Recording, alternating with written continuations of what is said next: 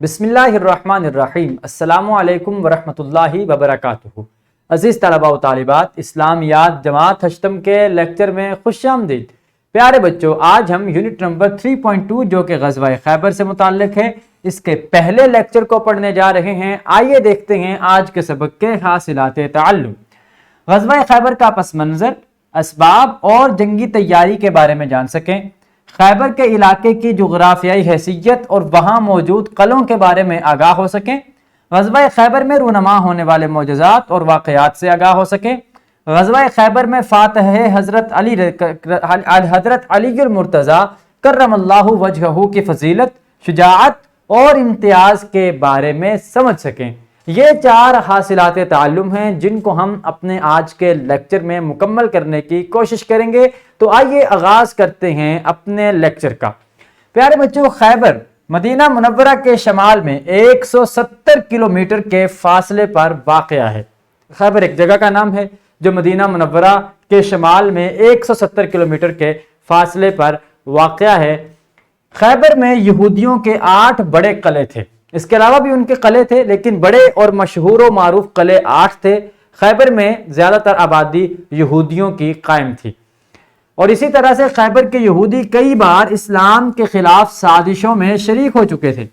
یہی یہودی تھے جو غزوہ بدر، احد اور دیگر جنگوں میں بھی، خندق میں خاص طور پر ان کا بڑا اہم کردار رہا، کفار کی پشت پناہی کرتے رہے اور کئی اسلام کے خلاف سازشوں میں انہوں نے بڑھ چڑھ کر حصہ لیا۔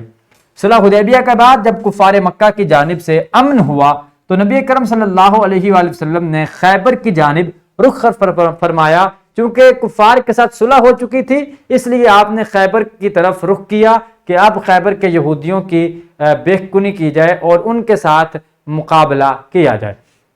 سب سے پہلے نائم نامی قلعہ فتح ہوا۔ خیبر کے 8 قلعوں میں سے ایک قلعہ تھا۔ سب سے پہلے جس قلعے پر فتح پائی وہ نائم نامی یہ قلعہ تھا، اور اس کے بعد جو دوسرا قلعہ تھا جو جسے قلعہ قموس کہتے ہیں، اس کا سردار مرہب تھا، جس کا مقابلہ حضرت علی رضی اللہ تعالی عنہ نے کیا، اور یوں قموس کا قلعہ بھی فتح ہوا۔ اس کے پیچھے ایک بہت خوبصورت واقعہ بھی ہے جو آپ کی کتاب میں درج ہے کہ حضرت علی رضی اللہ تعالی عنہ آشوب چشم میں مبتلا تھے، آنکھوں میں درد وغیرہ تھا، تو آپ صلی اللہ علیہ وآلہ وسلم نے لعاب دہن سے ان کی آنکھوں کو تندرست فرمایا اور فرمایا کہ ان کے ہاتھوں فتح ہوگی۔ حضرت علی نے مرہب کا مقابلہ کیا اور یوں قموس فتح ہوا، اور قموس کے بعد خیبر بھی فتح ہو گیا۔ پیارے بچوں، یہ تھیں چند بنیادی نکات جو آپ کے سامنے پیش کیے گئے۔ آئیے اب ہم کتاب کی جانب بڑھتے ہیں اور کتاب میں خیبر کے پس منظر، اسباب، جنگی تیاریوں سے متعلق اقتباسات کا مطالعہ کرتے ہیں۔ تو میں گزارش کروں گا اساتذہ کرام سے ویڈیو کو روک دیجئے، پہلے بچوں سے کتاب کے ان اقتباسات کا مطالعہ کروا لیجئے۔ خوش آمدید۔ یقیناً آپ بچوں نے ان اقتباسات کے ذریعے غزوہ خیبر میں رونما ہونے والے معجزات و واقعات، غزوہ خیبر کے لیے جنگی تیاری اور اس کے پس منظر اور اسباب کے بارے میں بہت سی اہم معلومات حاصل کی ہوں گی۔ پیارے بچوں، اب آپ کے لیے ہے سرگرمی۔ تو آج کے ہمارے سبق کی سرگرمی یہ ہے کہ غزوہ خیبر کے دینی، معاشی اور سیاسی فوائد پر ہم جماعت ساتھیوں کے ساتھ تبادلہ خیال کریں اور اہم نکات تحریر کریں۔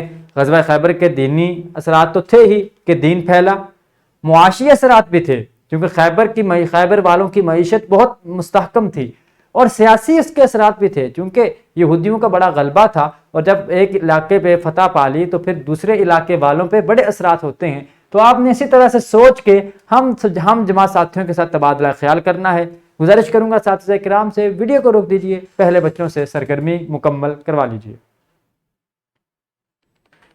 خوش آمدید۔ یقیناً آپ بچوں نے اس سرگرمی کی بدولت غزوہ خیبر کے دینی، معاشی اور سیاسی فوائد کو بخوبی سمجھ لیا ہوگا، جان لیا ہوگا۔ پیارے بچوں، اب آپ کے لیے ہے گھر کا کام۔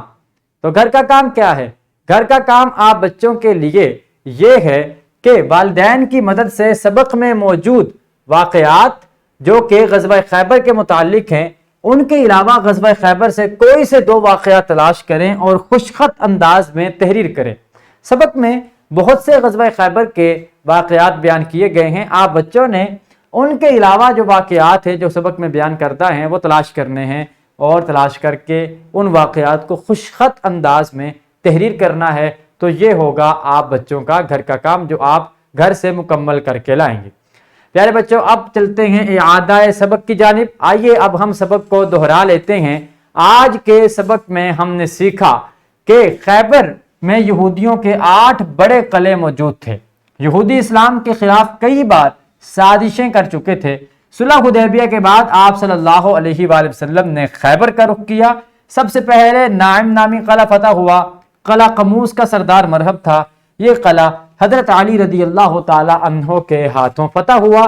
یہ وہ اہم نکات تھے جو آج کے لیکچر سے ہم نے حاصل کیے۔ اس کے ساتھ ہی مجھے اجازت دیجیے، ملاقات ہوگی اگلے لیکچر میں۔ اللہ حافظ۔